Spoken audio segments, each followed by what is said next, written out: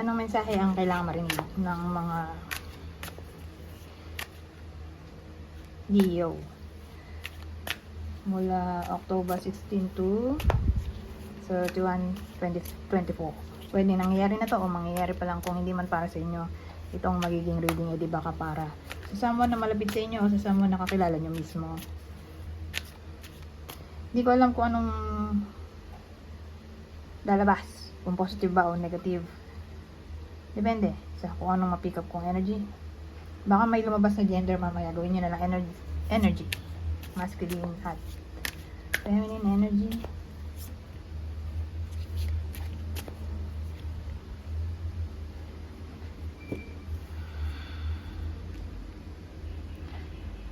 Well, ang dating dito, may enthusiasm, desire, yung iba sa inyo na habulin ang nagugustuhan nila, i-pursue ang nagugustuhan nila.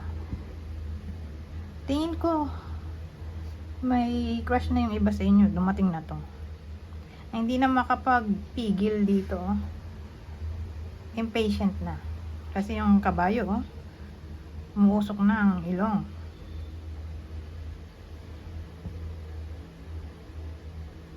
Gusto niya ng action.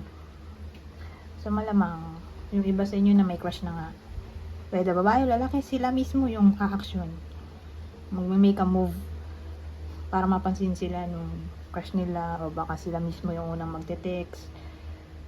Sila mismo yung iba sa inyo, okay?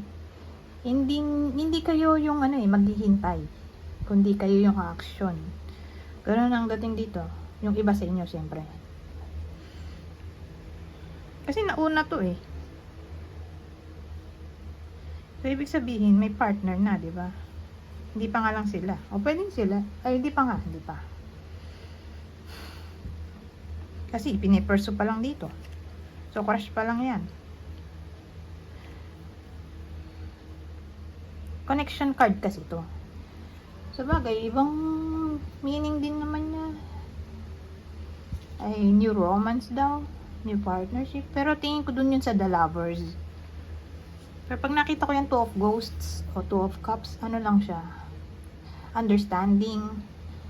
Feeling connected. Parang soulmate card. In a way na naintindihan nyo isa't isa. Alam nyo yung pinagdaraanan. Hindi na kailangan i-explain, gets na agad, gano'n.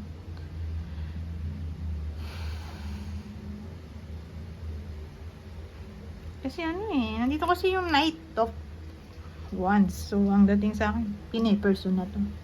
Merong desire ba na umaksyon.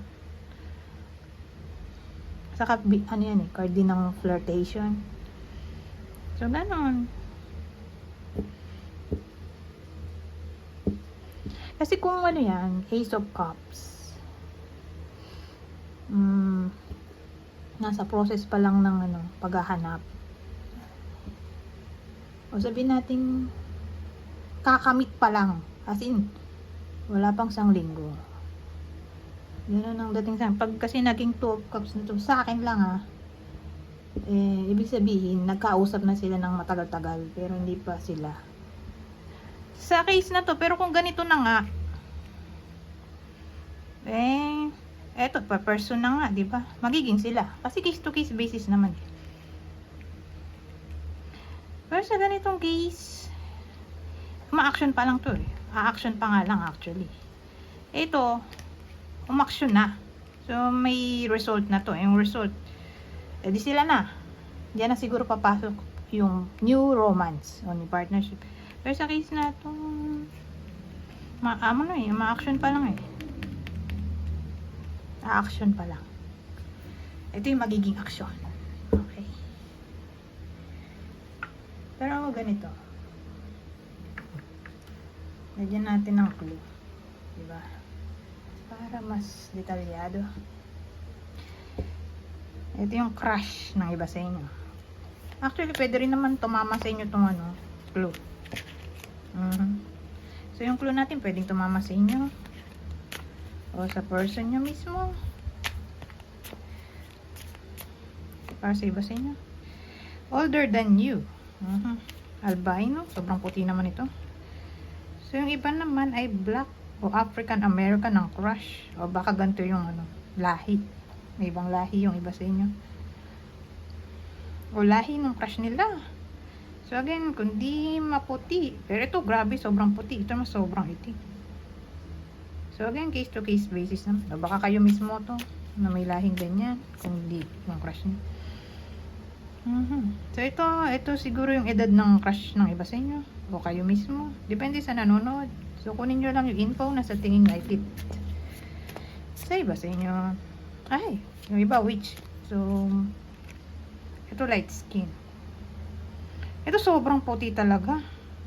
Ito naman, ano, maputi lang. Pero hindi sobrang puti. Ito kasi grabe yung pagkaputi niya. Parang ano na siya eh, skin condition.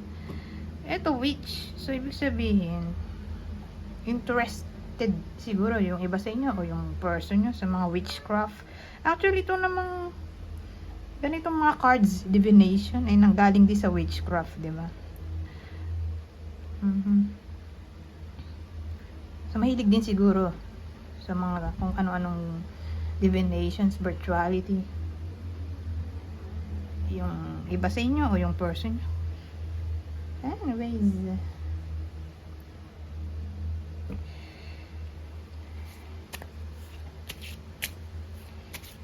punta tayo dito. Pang masasabi nito.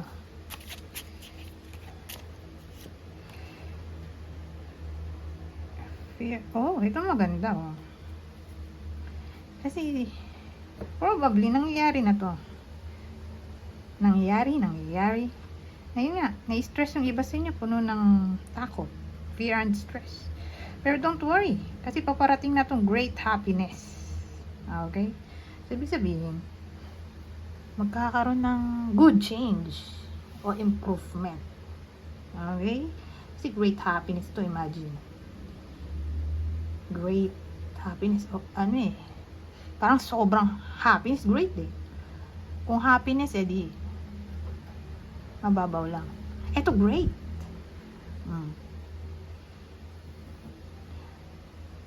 So, para siyang wish come true.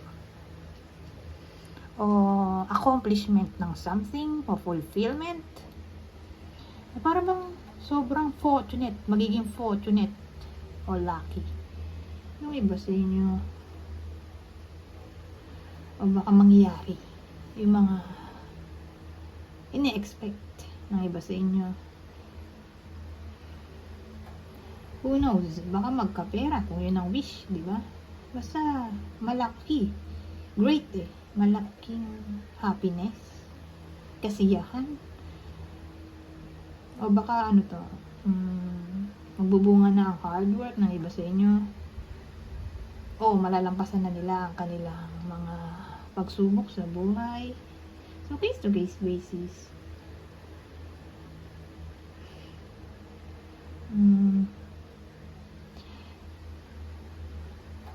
Anyways, ano ba susunod? Punta na tayo dito sa uli. Feeling deck. Kung masasabi nito.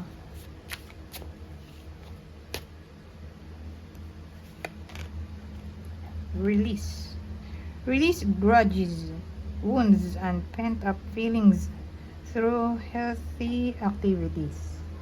So, sa madaling salita, may kailangan kayong i-let go. Okay? Sa 2 linggo na to,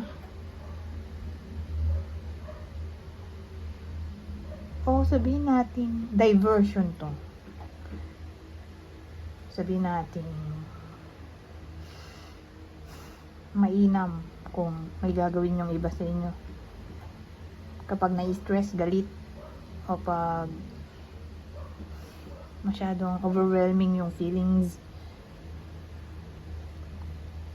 Ganun, para ma-divert sa ibang bagay ang excess feelings ng iba sa inyo. Lalo na kung galit nga o nalulungkot. Na yun yung magiging way para matanggal ang stress kung may ginagawa sila. Example, gym. Diba? Pag gym, gawin niyo yung kung ano mang activity na passionate kayo. Self-awareness, tapping into your higher self, questioning routines and patterns.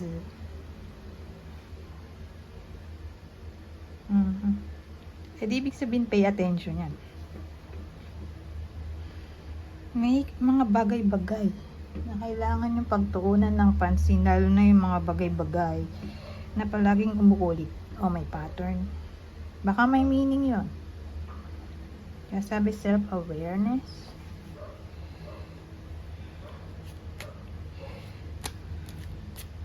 O siguro, priority ang sarili.